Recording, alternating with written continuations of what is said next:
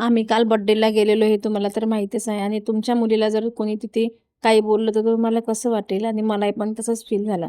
कारण की शिव खूप लहान असताना शिवला लहानपणी जज केलं गेलं. मग काय तो शब्द माझ्या मनातच राहून गेलेला होता. पण मी कधीच कुणाजवळ बोलले नाही. कारण की फक्त तो मला मनात ठेवायचा असा होता आणि कृतीत करून दाखवायचा होता. आम्ही तिथे पोहोचलो. आईने कृषीचं औक्षण केलं आणि केक कटिंग झाला, बर्थडे गिफ्ट्स पण दिले आणि रिटर्न गिफ्ट पण तिला मिळालेले. हे सगळं सर्व झालं आणि खरंच मुलंही खूप सुंदर असतात, पण काहींचा लूक तर त्यांचं वागणं लोकांचं लक्ष वेधून घेतात आणि एक आई जेव्हा या सर्वांचे तोंडून ऐकते ना, तेव्हा तिचे संस्कार, वळण आणि तिचे केलेले सॅक्रिफाईसचं योग्य व्हॅल्यू तिला मिळत असते. आणि ही कुठेही गेली तरी she was the centre of the attraction at the party because तिच्या चेहऱ्यावरचा confidence, how to talk, how to behave with people and sweetness आणि ह्याच छोट्या छोट्या गोष्टीमध्ये तिची दिसणारी आपुलकी त्यामुळे सगळ्यांच्या कौतुकासाठी केंद्रबिंदू बनते.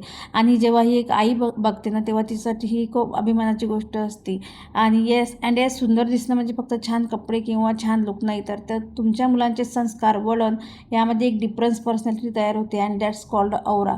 आणि शिवमयीचं सुद्धा इथे तुम्ही बघताच आहेत की मुलं हे कोणी जेवण करते, कोणी कोणाच्या आईच्या मांडीवर बसलेलं आहे, इथे कोणी कोणाला भरवत आहे, पण मला तसं नव्हतं. कारण की माझी शिवमयी शी चूज हर ओन प्लेस आणि तिचं ती मील एन्जॉय करत होती आणि याच्यापेक्षा मला अजून काय पाहिजे. आणि सगळेजण इथे जेवढ्याही लेडीज होत्या त्या एव्हरीवन प्रेस टू हर आणि तिचं कौतुक करत होत्या आणि माझ्या संस्काराची, माझ्या वळणाची मला इथे पोचपावती मिळाली. याच्यापेक्षा मोठं दुसरी गोष्ट कोणतीच नसू शकते.